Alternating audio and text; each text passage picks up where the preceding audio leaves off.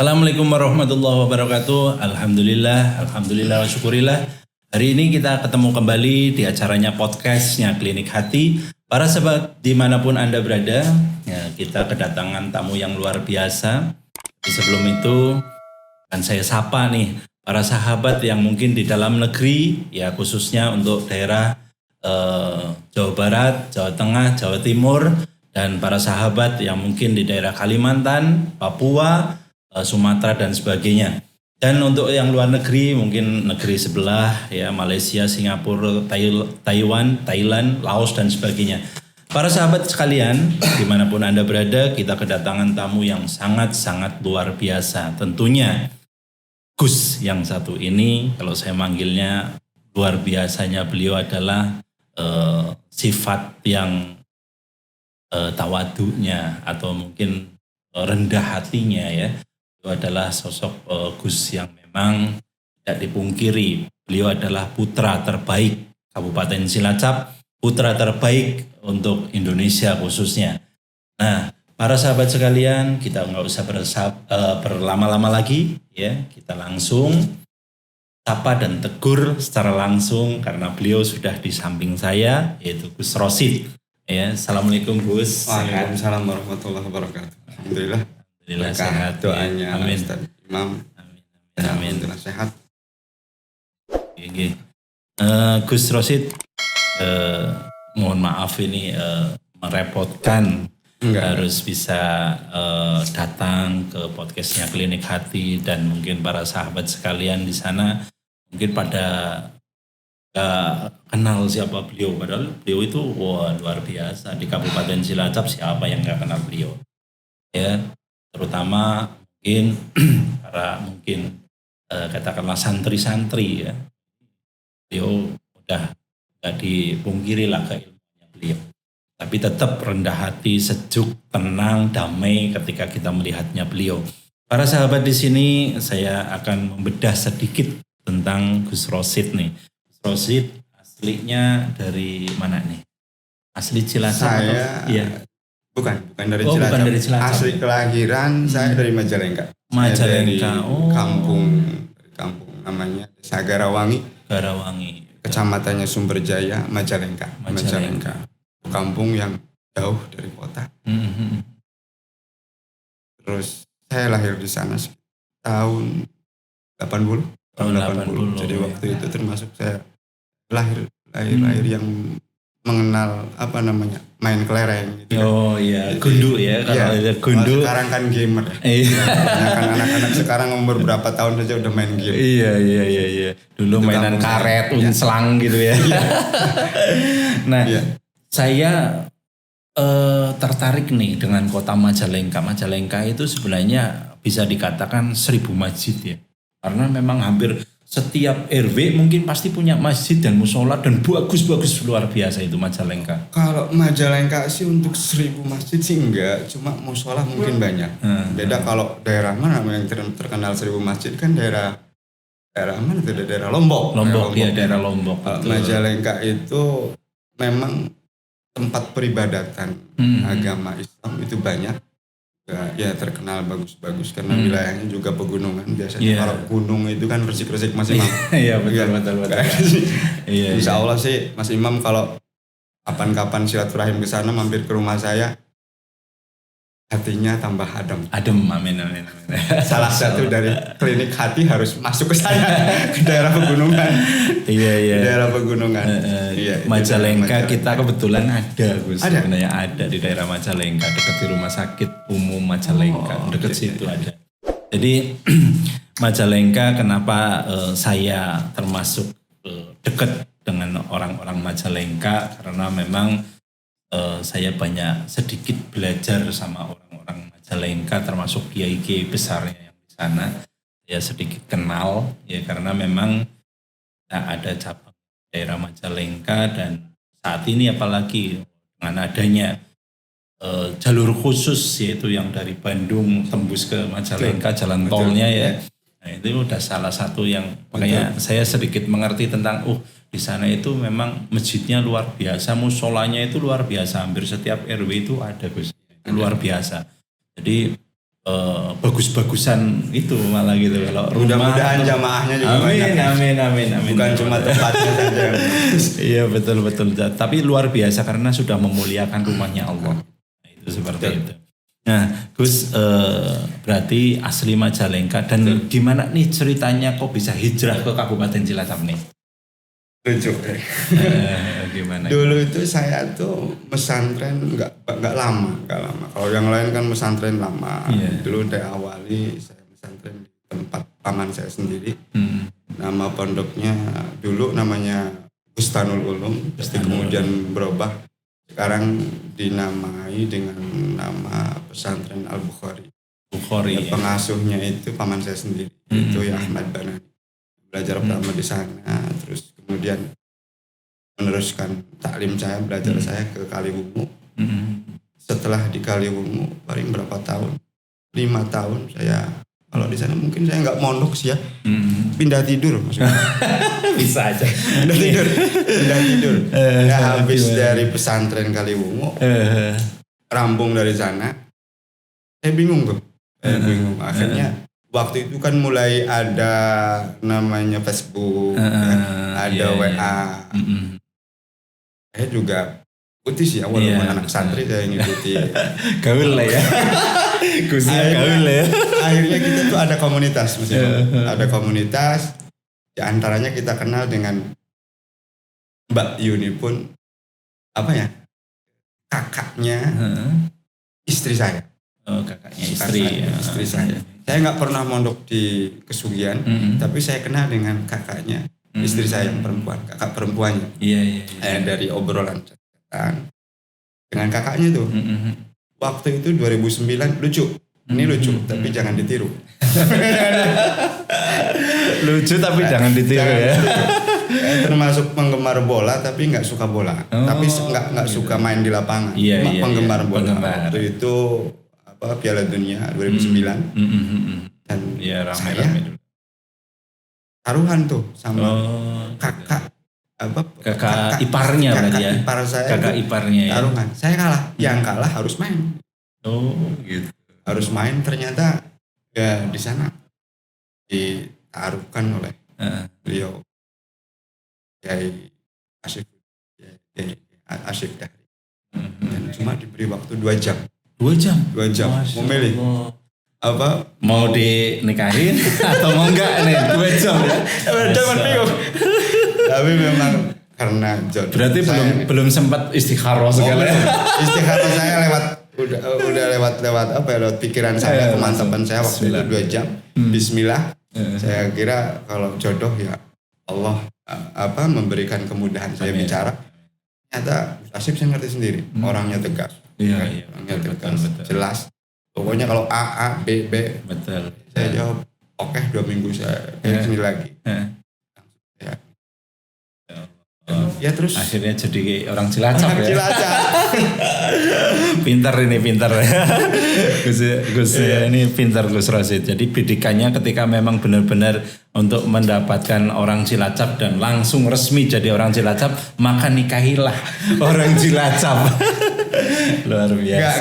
Gak ada rencana, gak ada rencana sama ada sekali. Mimpi. Ada mimpi. Orang bilang kebanyakan kan diawali dari mimpi. Betul. Artinya orang kudu banyak tidur. Betul. Saya nggak ada mimpi. Padahal santri nggak boleh banyak tidur ya. Baik. Kita akan bedah syukur pisan pelorotin sarungnya agar ngerti semuanya ini, ngerti semua sak dalam-dalamnya itu. Jangan. Ya. Masya Allah Gus Rosid. Ini luar biasa sekali. Gus Rosid ini memang salah satu ustadz yang diperhitungkan di Kabupaten Cilacap karena memang rendah hatinya itu luar biasa. Ilmu padinya ini Masya Allah ya, ilmunya udah luar biasa, udah banyak sekali yang mungkin manfaatnya bagi santri-santrinya, tapi beliau tetap senyum-senyum, tetap santai, tetap lembah manah dan sebagainya. Ini luar biasa sekali. Kita harus banyak belajar sama beliau, para sahabat sekalian.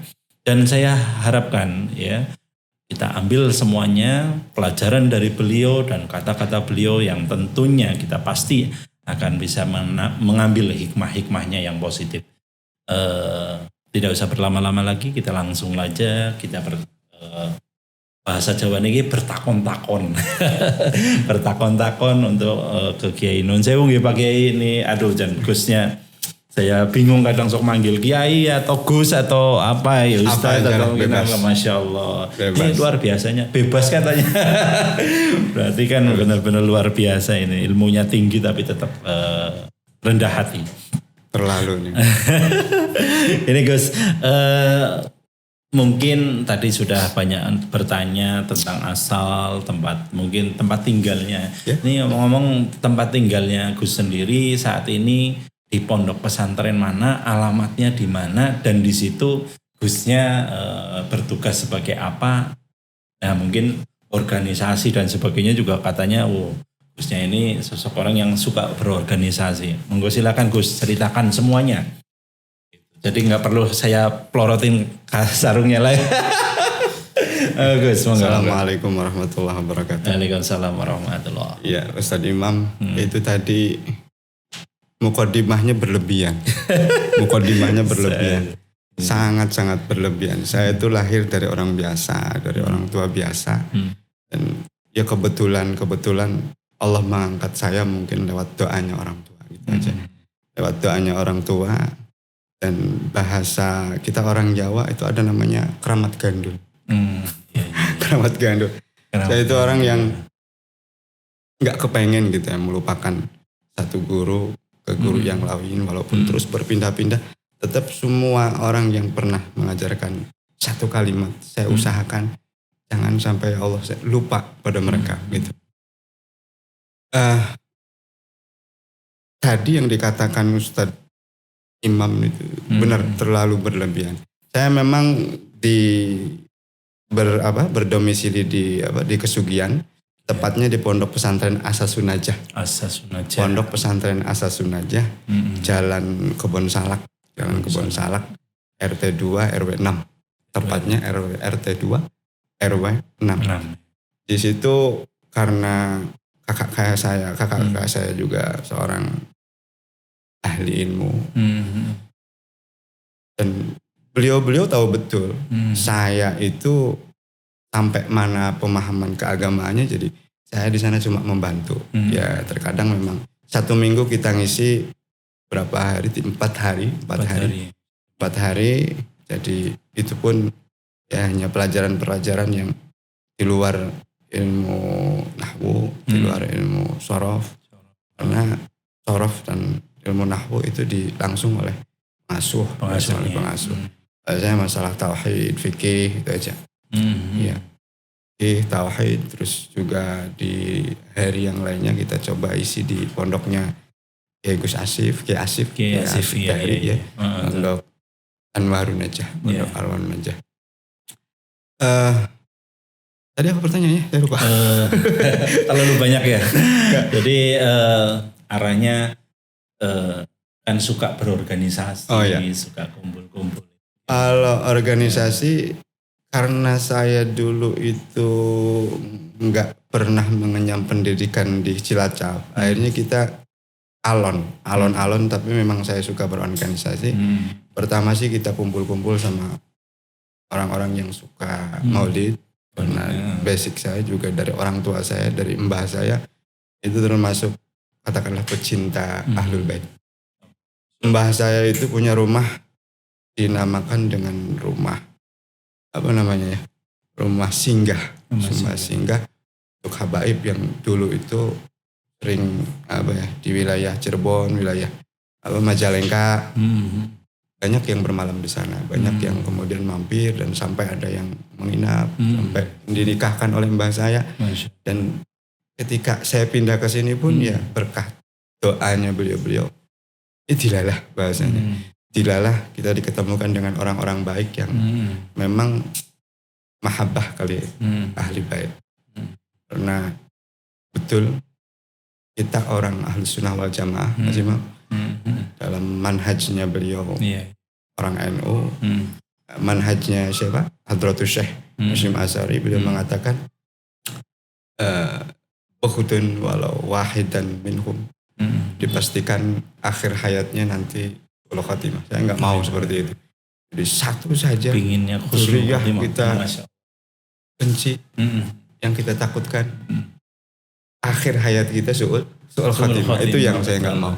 Ya, awalnya itu ya kita terus banyak kumpul dengan kawan-kawan yang suka maulid dan mendirikan satu organisasi namanya, bukan organisasi lah, forum pecinta maulid. Maulid. Iya. Kita pertama ya bikin forum atau jamiyah Riyadhus Shafiyah. Kemudian karena terus berkembang banyak rekan yang sama-sama cintanya ya. Kita juga terakhir ya ikut di Tanwirul Qulub, Habib Abdillah Jilani. Terus terakhir ini ada namanya Majelis Rasulullah. Majelis Rasulullah kebetulan di Cilacap ini juga baru berapa bulan aktif. Banyak karena Majelis Rasulullah kan nasional. Jadi langsung banyak penggemarnya dan banyak jamaahnya. Begitu. Di NU pun kita cuma partisan. Kalau di NU kan ada orang NU yang struktural, ada yang orang partisan. NU kultural. Saya sering aktif di kumpulan-kumpulannya, tapi saya nggak masuk di struktural. Saya sering ngobrol dengan mereka, banom-banomnya Bansar, Ansor, juga sama KNU-an. Saya suka karena ya kita latar belakangnya dari pondok-pondok pesantren yang basicnya Nahdliyin. Betul. Itu Mas Imam. Masya Allah, luar biasa sekali. Saya harus banyak belajar nih sama Gus Rosid, karena memang awal mulanya ya saya masih terhitung 2 tahun, 2,5 tahunan lah, belum ada ini di Kabupaten Cilacap untuk sama-sama untuk bersolawat dan sebagainya, majelis taklim dan sebagainya. Makanya bisa kumpul di majelis-majelis Tanwirul Qulub dan sebagainya, ini sama-sama adem mati gitu. Amin. Iya, amin. Terutama amin. Ya gini lah, kalau deket sama Gus Rosid ini sombongnya langsung hilang. Gitu. Sininya udah kepengen gebu-gebu, membuat semangat, membuat motivasi, tapi kalau sampai Swiss lah, pasrah ngalah aja lah. Ahli itu yang nggak bisa sombong itu Jawa Tejo. Oh gitu. Jawa Tejo bilang apa? Saya bisa semua.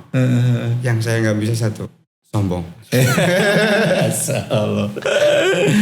Ya moga aja ya para sahabat, kita harus tetap contoh panutan kita termasuk Gus Rosid ini ya. Ini tetap rendah hati ya. Kembali mungkin kalau saya sering ini ngobrol-ngobrol sering dan kebetulan anaknya enggak ini Gus. Kameramen saya itu kan orangnya rada tinggi gitu ya. Maksudnya ngomongnya rada sombong kayak gitu loh. Ini beda banget ini kamera. Enggak. Tapi dengan adanya dekat dengan Gus Rosid, dengan Gus-Gus yang lain termasuk Habib dan Kiai dan sebagainya, rada mending. Para sahabat sekalian, mohon maaf ini ya, kita bergibah dikit lah. Untuk memotivasi kameramen saya masalahnya. Nah ini Gus, pengalaman yang mungkin selama ini Gus di lapangan terutama di Kabupaten Cilacap ya, kan saya masih juniornya Gus Rosid lah bahasanya, karena memang 2,5 tahun saya paling bergabung juga baru 1,5 tahun. Nah karena memang dulunya memang saya aktif di Bandung, di Sukabumi, di Parung Bogor ya, di Jakarta ngikutin Habib yang Majelis Rasulullah, terus di Kampung Habib juga kebetulan istri saya asli sana gitu kan. Jadi sedikit memang suasana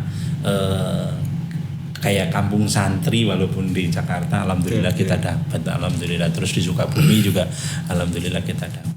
Nah, tapi di sini saya masih junior, makanya saya butuh sekali dipandu sama kayak Gus Rosid, mungkin yang lain-lain, kiai-kiai yang lain, karena memang ya beginilah saya gitu loh, dalam artian yang masih jauh dari sempurna, jauh dari memang baik ya, hanya masih belajar sama beliau-beliau ini.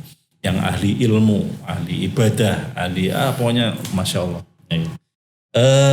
Mungkin Gus, apa sih yang selama ini kendala untuk berorganisasi, kendala untuk katakanlah syiar Islam yang ada di Kabupaten Cilacap, terus positif dan negatifnya kalau di Kabupaten Cilacap? Begini tadi Imam, jadi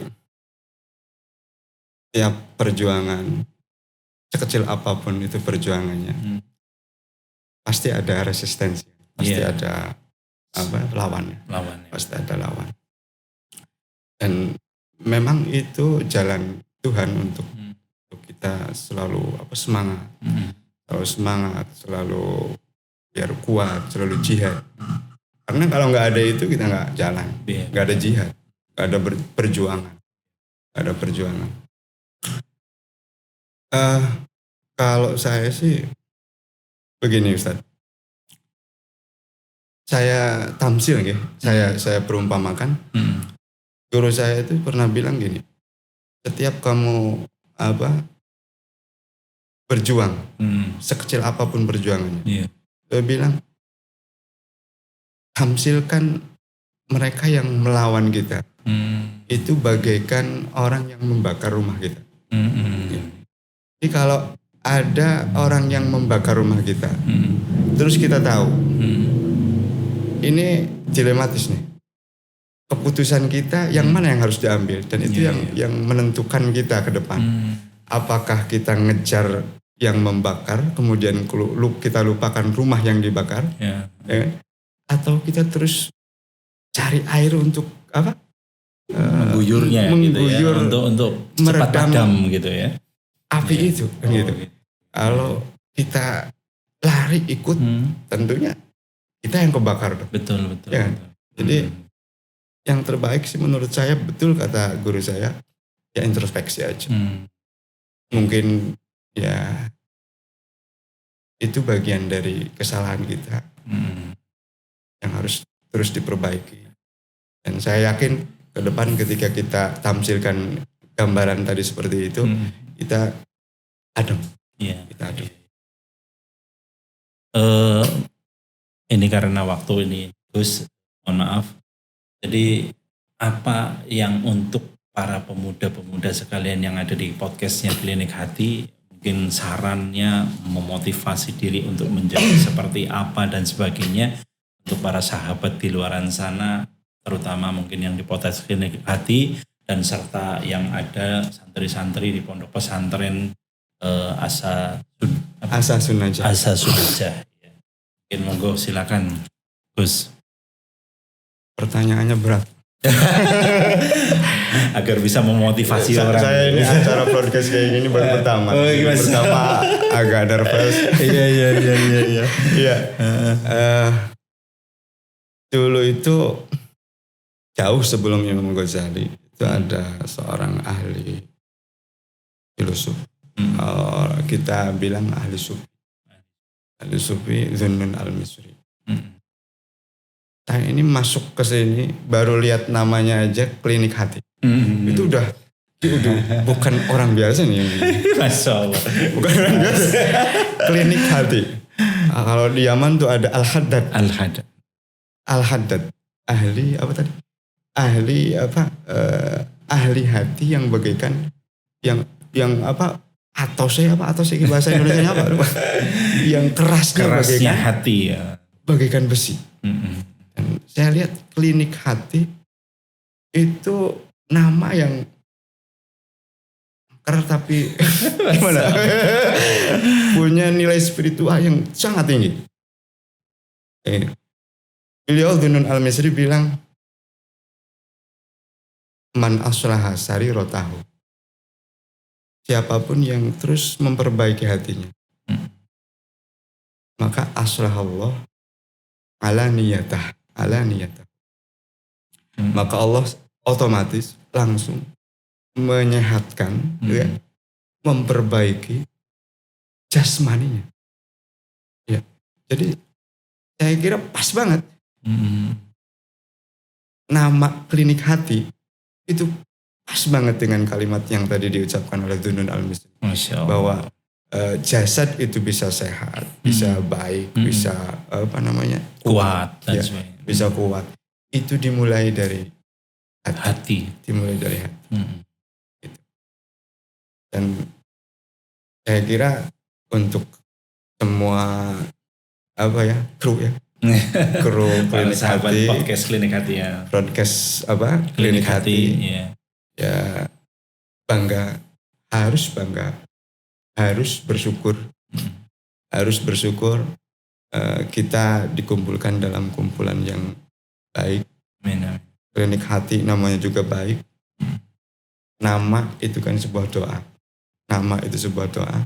Dan saya yakin hari pertama saya masuk ke sini, yang tadinya gersang di luar tuh, masuk sini lihat klinik hati udah kayak masuk pendingin. Masya Allah. Insya Allah ya sa'adah fid dharain. Amin. Insya Allah ya dapat kesuksesan. Amin ya Allah. Dunia akhirat. Amin ya Allah. Jadi harus yakin tuh untuk semua kru yang ada di sini dan semua sahabat podcast klinik hati. Ikuti terus broadcast ini dan saya yakinnya ini salah satu jalan kita untuk hidup kita lebih baik, kita lebih dekat dengan Allah yang Maha Kuasa. Amin. Harus yakin semuanya ini ya bitadbirillah, artinya semua diurus oleh Tuhan, semua diurus oleh Allah Ta'ala. Ketika itu jadi pegangan kita, ya kita udah tinggal berserah, hati kita tenang, dan itu ajaran klinik hati, saya yakin itu. Begitu Ustaz. Amin. Masya Allah, luar biasa. Baik, terima kasih sekali ini Gus, karena memang kebentur oleh waktu dan sebagainya. Ya, haturkan terima kasih yang sebesar-besarnya. Sama-sama Gus Rosid sudah mau rawuh dan berbagi kepada sahabat podcast klinik hati, dan tentunya nantinya untuk perkembangan dan meningkatnya sinerginya maupun yang positifnya dan sebagainya untuk para santri-santri yang ada di pondoknya beliau. Dan ini adalah sosok guru yang perlu ditiru ya, guru di gugulan ditiru. Inilah beliau, luar biasa, Masya Allah. Mungkin itu aja dari saya. Wabillahi taufik wal hidayah. Wassalamualaikum warahmatullahi wabarakatuh. Waalaikumsalam warahmatullahi wabarakatuh. Rahayu.